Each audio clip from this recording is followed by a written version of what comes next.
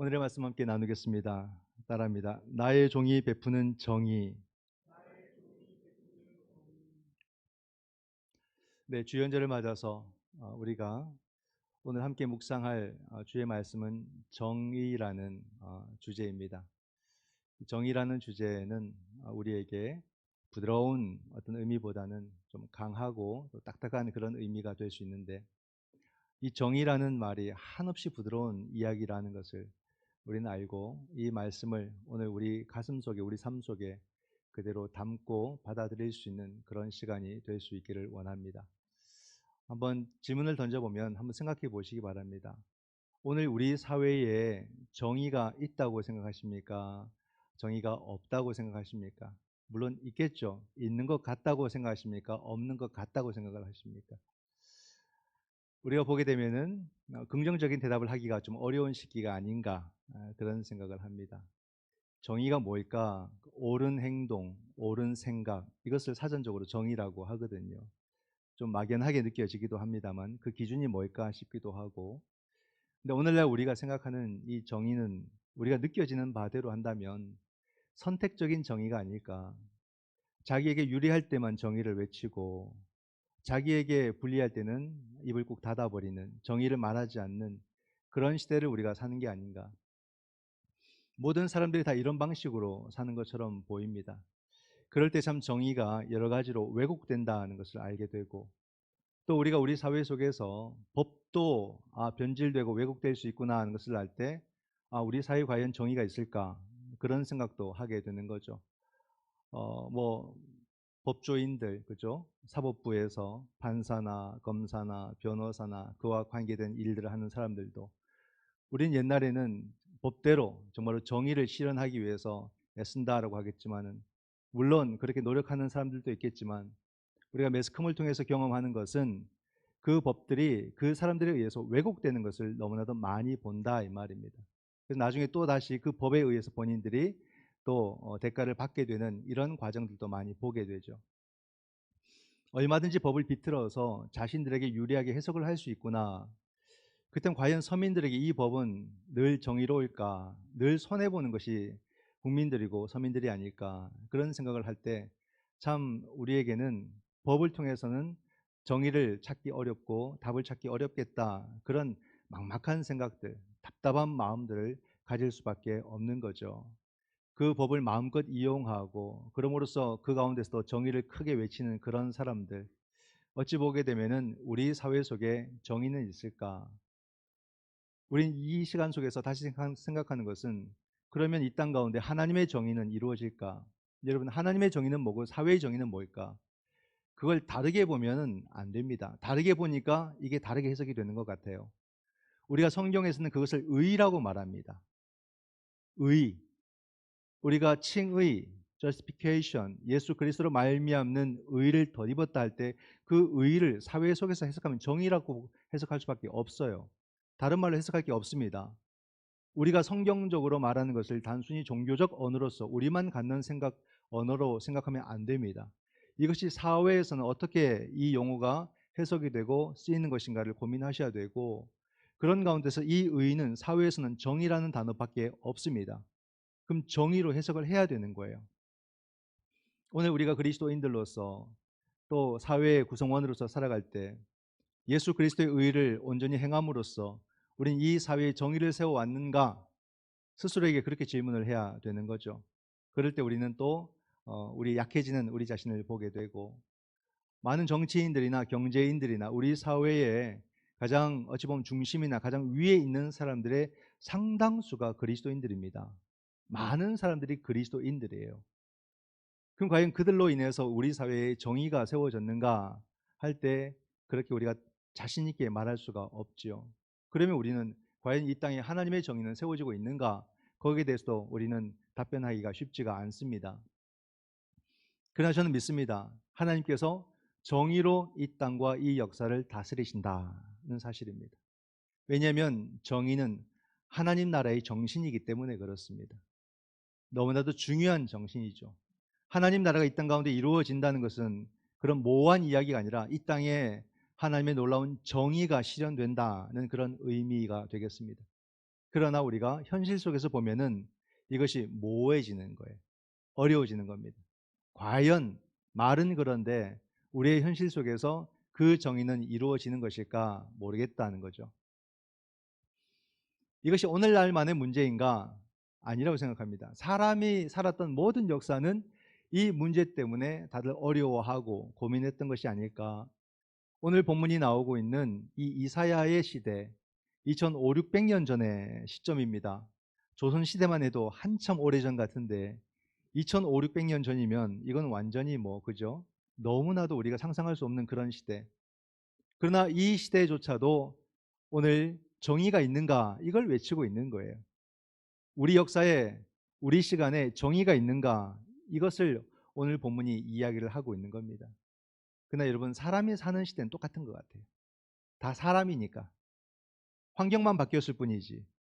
사람이 사는 곳에서는 다 비슷비슷한 마음으로 사는 것 같습니다. 약육강식의 시대죠. 그 과거 때는 칼과 창이, 그죠? 정의였습니다. 권력이 정의인 거예요. 자신들이 말하는 대로 정의가 되는 거죠. 과연 그런 시대, 그러한 사람들이 정의를 말하고 공의를 말하고 또는 공정을 말하고 평화를 말할까? 말할 이유가 없습니다. 왜냐하면 칼과 창과 권력만 가지면 모든 것을 누릴 수 있는데 왜 그 기회를 사람들과 나누느냐? 그럴 필요 없다는 거죠. 그러니까 바벨론도 이 유대 땅을 무참히 짓밟아 버리게 되고, 유대뿐이겠습니까? 세상의 모든 나라들 자기들보다 힘이 약하다고 싶으면은 다 침범해서 나라와 민족을 없애어 버리는 그런 시대를 사람들이 살았던 것 아니겠습니까? 그러나 왜 사람들이 이것이 옳지 않다고 알면서도 왜 세상은 여전히 똑같이 그런 시대를 살고 있는 것일까? 사람들은 그것을 적응해 버리는 거예요. 그것을 저항해서 이기려고 하지 않고 거기에 순응해 버리는 거예요. 그게 바로 적자생존, 약육강식에 따라오는 것이 반드시 적자생존이라는 말이 따라옵니다. 그러한 불의한 세상 속에서 어떤 사람들이 또 주류를 이루냐면 적자, 적응하는 사람, 적응하는 사람이 생존한다 해가지고 불의 앞에 비굴하게 무릎을 꿇어버리는 거예요. 타협을 해버리는 거죠.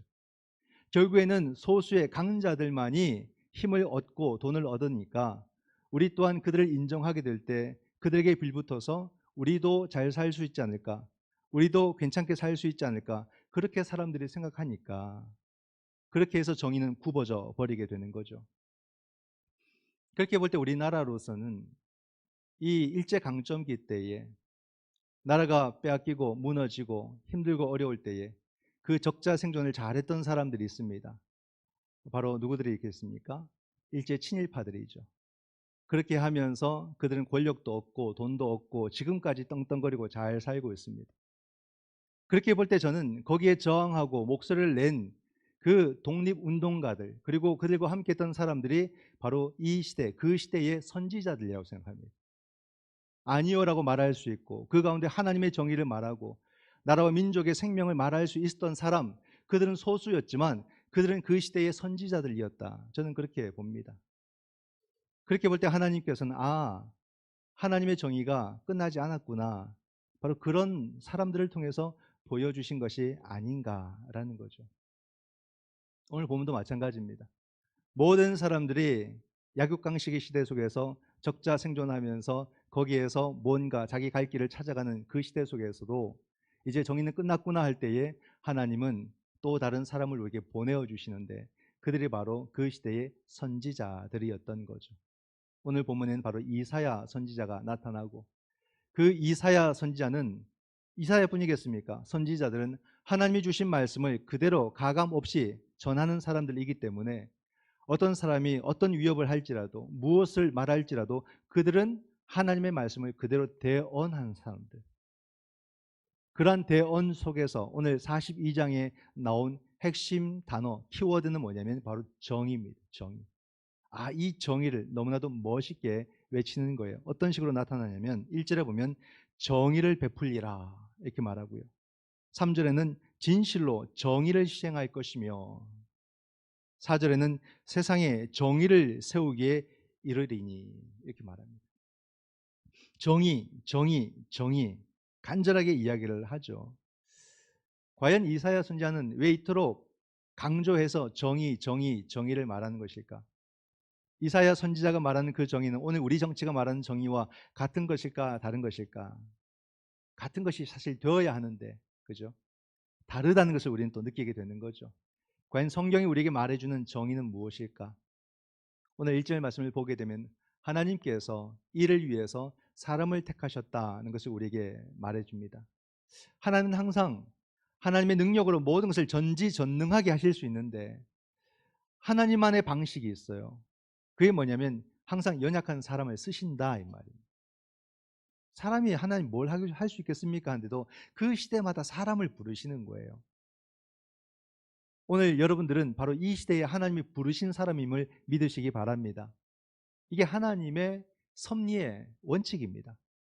나만 부족해도 사람이 정말로 큰 실수를 하고 부족해도 또다시 하나님은 사람을 쓰십니다. 이게 하나님의 방식이에요.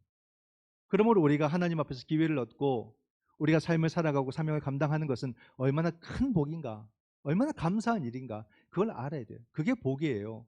그게 감사예요.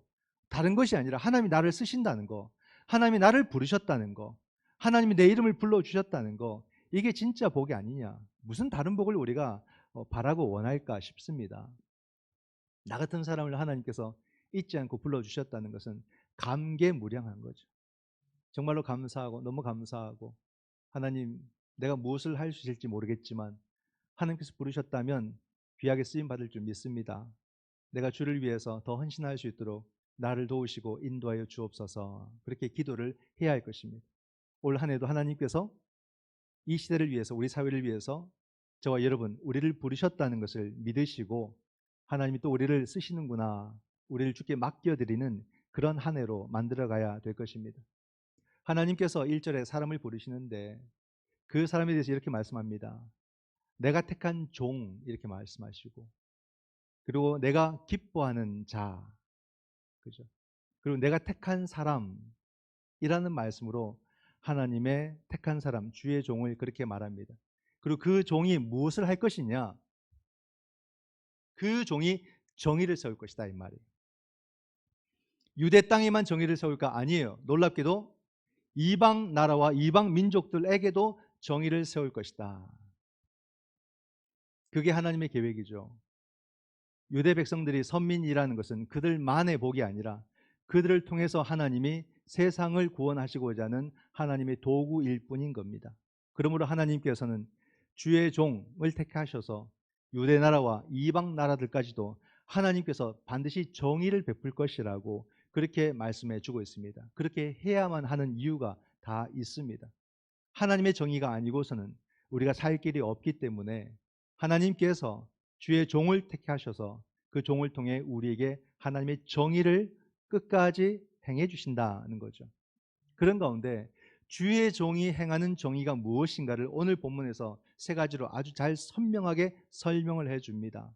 먼저는 주의 종이 정의를 어떻게 베푸냐면 큰 소리 내지 아니하고 자기를 드러내지 아니하고 떠들썩하지 아니하고 조용히 정의를 베푼다, 그렇게 말을 합니다. 2절 말씀을 보면 그는 외치지 아니하며 목소리를 높이지 아니하며 그 소리를 거리에 들리게 하지 아니하며.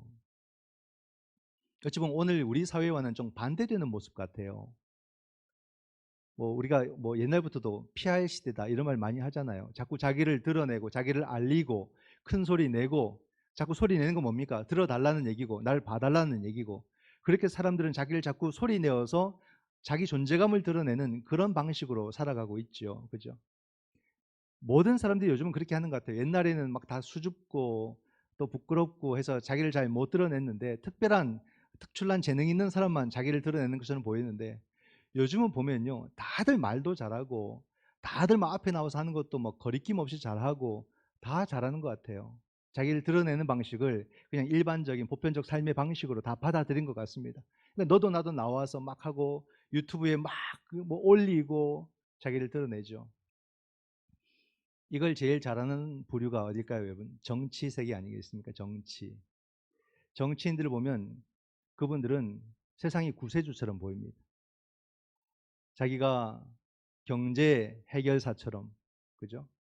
또는 교육의 해결사처럼, 또는 민생의 해결사처럼 모든 걸 다 이뤄낼 그런 능력을 가진 사람들처럼 자기를 막 떠벌리고 자랑하고 소개를 합니다. 야, 저 사람 말 들으면 정말로 우리나라가 완전 좋아지겠다. 정말로 모든 문제를 해결할 수 있겠다. 막 그런 기대를 가질 수 있도록 막 그렇게 큰 소리로 자기를 PR합니다. 그런 거 보면 그냥 그 모습 자체가 대단해 보여요. 무슨 용기일까? 무슨 자신감으로 저 사람들은 저렇게 막 떠벌릴까? 또 그런데 다른 채널을 틀면 또 상대편에서 하는 말이 나오죠. 상대 진영에서는 대중들의 감정이 호소하는 포퓰리즘이다. 또 선동한다. 뭐 이런 식으로 폄하하고 깎아내리고 그런 모습이 참으로 많은 것 같습니다. 늘 자기 목소리를 높이다가 또 한쪽에서는 깎아내리고 이것이 우리 사회의 모습들, 그죠? 그런 걸 보게 되면 우리 정치가 너무 극단적이다. 너무 극단적이다. 이것이 통한다고 믿고 저렇게 행동을 하는 것일까 싶기도 하고, 물론 지지자들은 따르겠지만 뭐 대체적인 국민들은 그것을 한심하게 보지 않습니까? 아쉽게 보고 안타깝게 보는 거예요.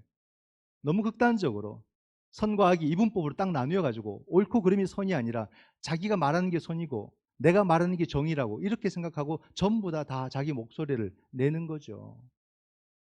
내가 선이면 어떻게 됩니까? 다른 사람은 다 악이 되는 거예요. 내 말이 정이면 다른 사람의 말들은 다 악이 되는 거예요. 그런 극단적인 이분법으로 우리 사회를 바라보게 하고 그렇게 살아갈 때에 과연 거기서 우리는 정의를 찾을 수 있을까 의문이 든다 이 말입니다. 이러한 떠들썩한 세상, 귀가 아플 정도로 떠들썩한 이 세상 속에서 오늘 본문이 뭘 말합니까? 주의 종은 자기를 드러내지 아니하며 정의를 베풀리라 이렇게 말합니다. 진짜 정의를 말하는 사람들은 막 떠벌리지 않습니다. 주어진 삶의 자리 속에서 그 정의가 무엇인가를 고민하고 무엇이 우리 사회의 정의인가, 하나님의 그 의의가 이 땅에서 어떻게 정의로 드러나야 되는가, 그걸 고민하며 자기 삶의 태도를 돌아보고 자기 삶의 가치와 선택을 바라보면서 그 정의를 일구어 나간다 이 말이에요. 그게 진짜 정의가 이 땅에 살아있는 길이고 방법이고 그렇지 않겠습니까? 오늘 과연 우리를 통해서 이 땅에 정의는 실현되고 있는가?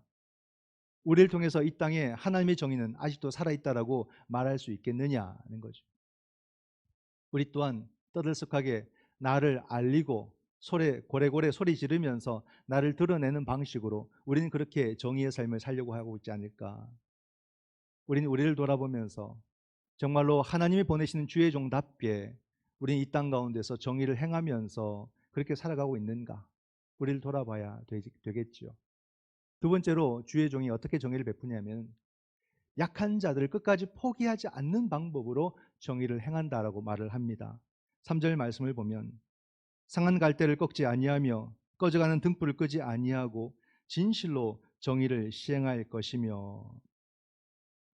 여러분 이 말씀은 전 옛날부터도 참 좋은 말씀, 이 말씀을 읽을 때마다 은혜로운 말씀으로 보았는데, 근데 이것을 우리 삶에 적용하면 어떨까 싶어서 생각해 보니까 이 말씀은 그렇게 썩 좋은 말씀이 아니에요. 도리어 틀렸지 않았을까? 이렇게 해석할 수 있는 말씀이 아닐까 싶어요. 한번 생각해 보세요. 상한 갈대를 꺾지 않는다? 우리는 어떤 식으로 삽니까? 갈대밭에, 아름다운 갈대밭에 상한 갈대가 있으면 그것을 솎아내는 방식으로 사는 거예요. 그건 잘라내야지. 빨리 끊어내야지. 뿌리째 뽑아버려야지. 그래야 이 아름다움이 지켜지고 도리어 다른 갈대를 지키는 게 아닐까? 빨리 솎아내버립니다. 이게 우리가 실용적인 그런 삶이 잘 적응되어서 우리가 선택하고 살아가는 삶의 방식 아니겠어요? 그리고 여러분 꺼져가는 등불, 현실에서는 어떨까요? 빨리 꺼지기를 놔두는 거예요. 아니면 훅 불어서 꺼버리든지. 그게 사람들이 꺼져가는 등불을 대하는 태도입니다. 왜냐하면 빨리 꺼지는 것이 돕는 거다 이렇게 생각을 하거든요. 여러분 연약한 자, 부족한 자 이런 사람들을 데리고 함께 간다는 것은 공동체에 엄청난 짐이 될 수 있어요. 엄청난 시간 낭비와 에너지 낭비가 될 수 있다고 사람들은 생각합니다. 짐이라고 생각해요. 그렇지 않겠습니까? 저만의 생각일까요? 사람들은 그렇게 생각합니다. 특별히 군인들은 어떤 전략이 있냐면요, 전쟁에서 그냥 동료가 죽으면 그냥 그걸로 끝나서 후퇴를 하든 전진을 하든 할 수가 있어요. 그런데 동료가 다치면 어떻게 됩니까? 거기는 한 사람이 붙어야 되는 거예요. 그만큼의 전력 손실이 일어나요. 그러니까 전쟁에서는 어떤 전략이냐면 부상병을 많이 만드는 게 전략인 거예요. 그럼 100명 중에서 20명만 다쳐도 거기 20명이 붙게 되거든요. 그러면 총 40명의 전력 손실이 생기는 겁니다. 그럼 전쟁에서 싸워서 이기기가 훨씬 좋아집니다. 그러니까 그 부상병이라는 것은 도리어 공동체를 위험에 빠뜨릴 수 있는 요소가 된다고 사람들은 실용적으로 그렇게 생각을 합니다. 그러니 꺼져가는 등불은 빨리 끄는 게 맞다라고 생각을 하죠. 거기에 기름을 더하지 않습니다. 그런데 주의 종은 뭐라 말합니까? 포기하지 않는다 이 말이에요. 살려낸다 이 말입니다. 이게 주의 종이 가지고 있는 자세다 이 말이에요. 여기서 상한 갈대와 꺼져가는 등불은 누굽니까? 유대민족을 말했죠. 바벨론에서 완전히 철저하게 멸망당한, 역사에서 사라져버릴 그런 위기에 있는 이 유대민족이 그와 같은 거예요. 근데 유대민족뿐입니까? 이방 나라도 포기하지 않고 살려낸다고 말하고 있는 거예요. 이게 주의 종이 할 일인 겁니다. 하나님의 정의는 그런 거다 이 말이죠. 누구도 포기하지 않는 것이 하나님의 정의다. 다수를 살리기 위해서 소수를 포기하는 것이 하나님의 정의가 아니라 그 소수마저도 살려내는 것이 하나님의 정의라고 말해주고 있습니다. 이건 공동체만을 말하겠습니까? 아니에요, 여러분.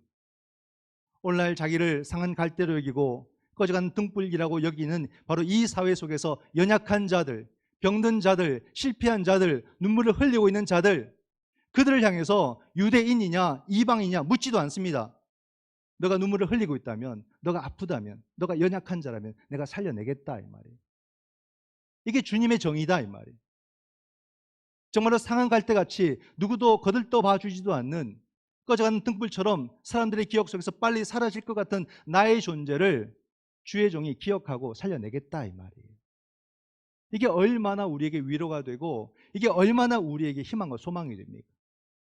사람들은 처음에는 동정을 베풀지만 시간이 지나면 금세 잊어버리잖아요. 우리 사회도 그렇지 않습니까? 끔찍한 사건이 일어나도 그걸 막 그 순간에 막 막는 이유가 뭡니까? 시간 지나면 금방 잊어버리니까. 그걸 다 이용하지 않습니까? 하나님이 기억하시겠다 이 말이죠. 난 다 기억해내고 그 눈물을 끝까지 닦아줄 것이고 다시 나는 세울 것이다. 살려줄 것이다. 이게 바로 하나님의 정의라고 말씀해 주고 있습니다. 오늘 우리가 자격이 있어서 여기까지 왔겠습니까? 끝까지 포기하지 아니하시는 하나님의 그 정의가 우리를 살려온 거 아니겠어요? 우리에게 하나님의 생명을 계속해서 공급해 주시고 그 은혜를 끊임없이 공급해 주시고 우리가 어떻게 더 다칠까 봐 더 힘들어질까 봐 하나님이 노심초사하는 모습으로 우리를 살피심으로써 우리가 여기까지 온 것이 아니냐 이 말입니다. 그런 은혜를 받고 왔어요. 그런 돌보심과 사랑을 받고 우린 여기까지 왔다라는 겁니다. 이 정의가 얼마나 놀라운 정의고 이 정의가 얼마나 큰 정의인가를 우리는 생각을 해야 됩니다.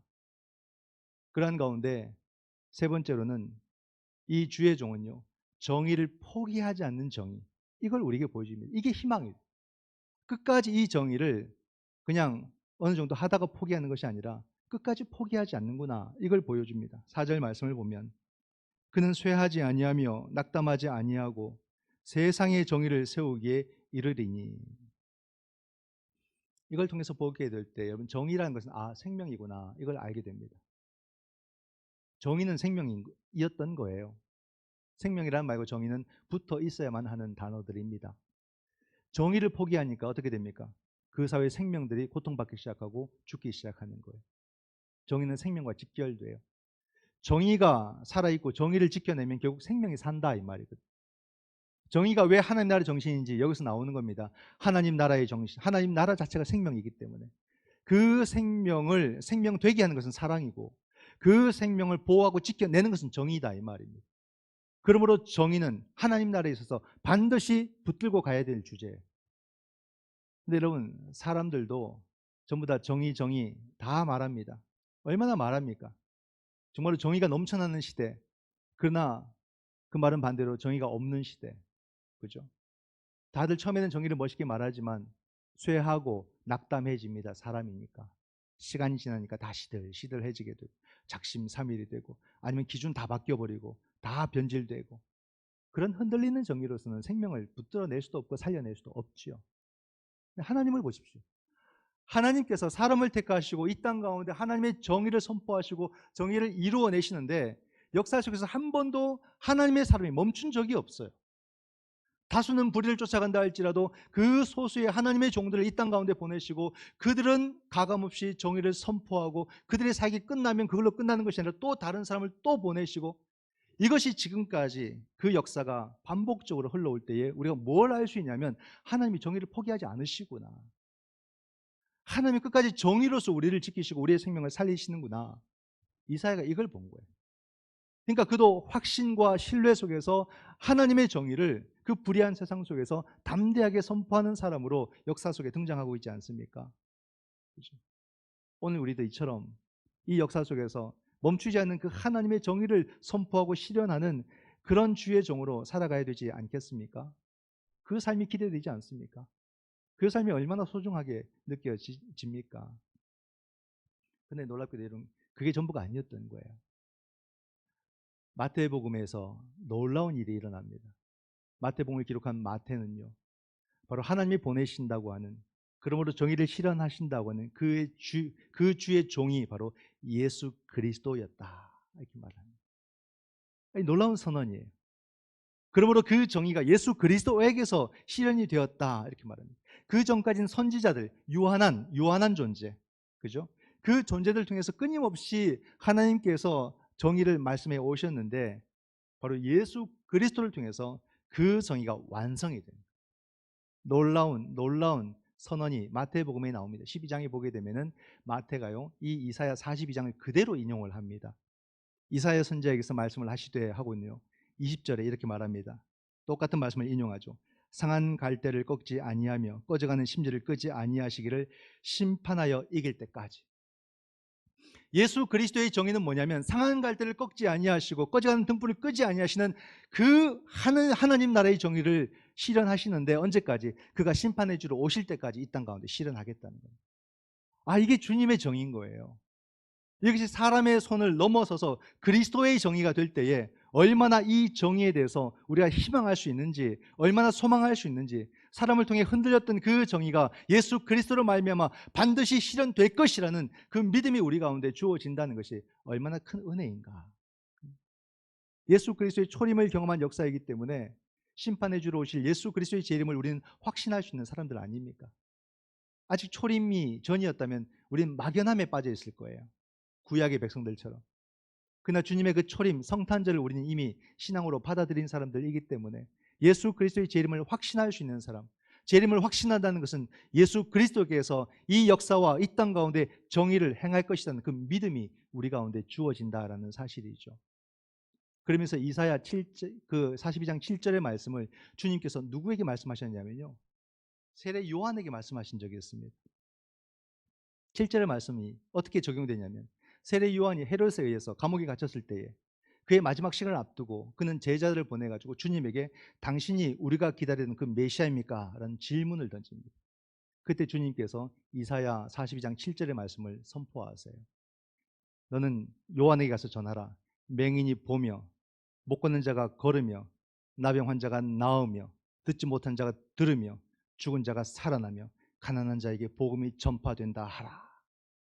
이게 바로 여러분 뭡니까? 상한 갈대를 꺾지 아니하시고 꺼져가는 등불을 끄지 아니하시는 주님의 사역 공생애를 말하는 거죠. 주님이 바로 이와 같이 이것을 이루시는 분이었다는 것을 요한에게 전해주시는 겁니다. 이게 얼마나 큰 위로가 돼요. 요한은 그 말만 딱 들어도 알았던 거예요. 제자들은 그게 무슨 말인지 몰랐어요. 근데 요한은 그 말을 딱 들을 때 아는 겁니다. 더 이상 질문하지 않아요. 그런 목배임을 당하고 죽죠. 이게 얼마나 놀라운 말씀인가를 우리는 알아야 됩니다. 정말 감동적이에요. 주님을 그렇게 확인할 수 있었구나. 오늘날은 여러분 다시 반복해서 말씀드리면 너도 나도 정의 말하고 공정을 말하는데 정의를 말하면 말할수록 마음의 상처가 돼요.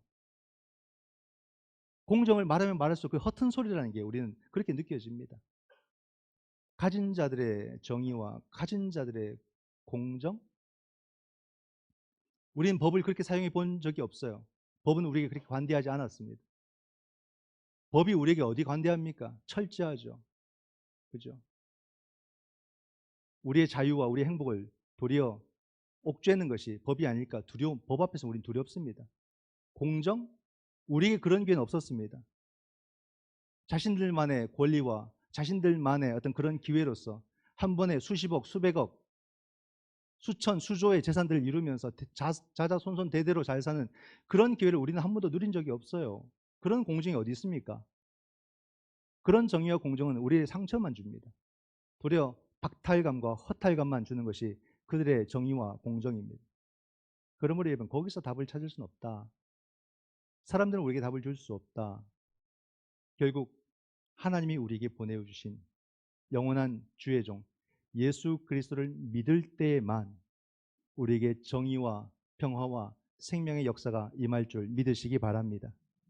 주님은 이것을 말씀해 주고 싶은 거예요. 너희들이 정의를 말하지만 정의가 없는 세상을 살고, 공의와 공정과 생명을 말하지만 공정과 생명이 없는 세상을 살고 있지만, 나를 믿을 때에 내가 너에게 정의를 베풀리라. 그러므로 너희 생명을 살려내리라. 그렇게 주님께서 말씀해 주시고 싶으신 거지요. 그러므로 여러분, 지금 내가 병이 들어서 상한 갈대가 될까? 내 삶에 실수와 실패가 잦아서 꺼져가는 등불이 될까? 너무 두려워하거나 염려하지 마시기 바랍니다. 우리 주님은 단 한 번도 병자들을 외면하신 적이 없고, 심지어는 세리와 죄인들도 친구로 삼으시는 그 주님께서 분명히 우리에게 주님의 정의와 주님의 생명을 베풀어 주심으로 우리의 삶은 반드시 회복될 줄 믿습니다. 이 한 해도 너무 두려움과 염려 가운데서 살아가지 마시고, 주님을 이사야처럼 더 신뢰하시고 확신하시고, 그러므로 주님이 주시는 그 정의와 그 생명을 풍성히 경험하시는 복된 한 해가 되시기를 주님의 이름으로 축원드립니다. 아멘. 기도하겠습니다.